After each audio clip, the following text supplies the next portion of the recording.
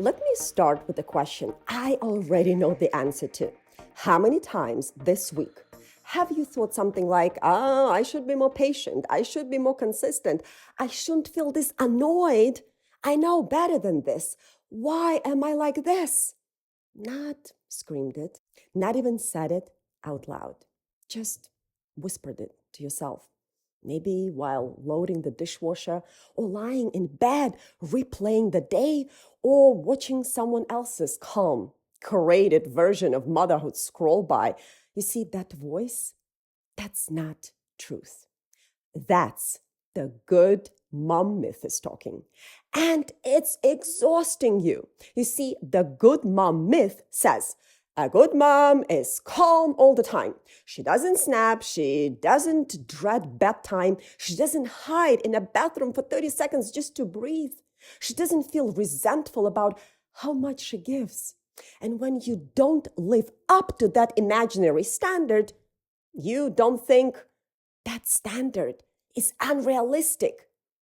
Rather, you think something is wrong with me. That's where guilt comes from. Not from what you did, but from the story you tell yourself about what it means. So let's slow this way down and get really specific. Here is what guilt usually sounds like in real life. You raise your voice, and instead of repairing, your brain goes, great, another core memory ruined. You choose to rest, and the voice says, must be real nice, huh? Other moms can handle more than this. Or your kid melts down in public and suddenly it's, if I were doing this right, this would not be happening. That voice isn't helping you grow. It is keeping you stuck. And here is something we almost never stop to notice. Sometimes we speak to ourselves in ways we would never speak to our friend. Honestly, we wouldn't even speak to our enemies this way. Think about it. When guilt shows up, your inner voice doesn't say, that was hard, you're learning. Rather, it says things like, what is wrong with you? You should know better by now. Other moms can handle this. You messed this up again. And the wild part, we accept that voice as truth just because it is loud. So I want to give you something you can actually use in the moment when guilt shows up. I call it the best friend test. When guilt hits, in the car, in the kitchen, at bedtime, or lying awake, replaying the day, pause and ask yourself one question. What would I say to a friend in my shoes? Not what I should say, not what I would actually say instinctively. You would not say, wow, you really blew it today. You would say something more like, that was a lot. Anyone would have struggled. You are exhausted. You care so much. You see, that response doesn't excuse everything. It doesn't avoid responsibility, but it creates safety. And safety is what allows growth. And here is how this works in real life. Instead of letting guilt hand down a verdict, you practice a simple shift. Replace the verdict with curiosity. You see, a verdict sounds like, I'm a bad mom. I messed this up. I should know better by now. Curiosity, on the other hand, sounds like, what was hard for me right then? What did I need in that moment? What was my body trying to tell me? You see, same situation, totally different outcome. Because guilt collapses you, curiosity steadies you. Say you lose your patience at the end of the day. The old script is, I'm failing, I can't even get this right. But the new script is, okay, that was hard. I was overtired, overstimulated, and needed support too. You see, nothing gets excused, nothing gets ignored, but now you can repair without tearing yourself down first.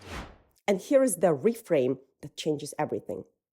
Good moms don't get it right all the time. Good moms repair. They circle back. They name it. They soften after the storm. That's not failure. That's a skill. So here is your practice for this week. Keep it simple. When guilt shows up, run the best friend test again and ask, what would I say to a friend in my shoes? That voice, that's the one you're building, not louder, but kinder. Because the goal is not to become a perfect mom.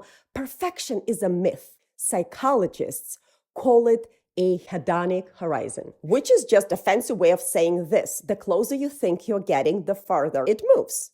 You fix one thing and another standard appears. You get calmer in one season and suddenly expect yourself to never struggle again. The finish line keeps moving. And chasing that version of yourself, it doesn't bring peace. It just keeps you tired and always slightly disappointed. You see, real growth doesn't come from pushing harder or demanding more of yourself. It comes from safety, from being able to say, that was hard, without adding, and that means I'm a bad mom. The goal is learning. The goal is having an inner voice that stays with you on hard days instead of turning on you. Because you don't become a better mom by beating yourself up. You become a better mom when you feel supported enough to grow. And the goal is to stop living with an inner voice that punishes you for being human. To stop replaying every hard moment as evidence that you are failing. To stop carrying guilt as motivation. To stop confusing self-criticism with responsibility, because shame doesn't make you more patient. It doesn't make you calmer. It doesn't make you a better mom.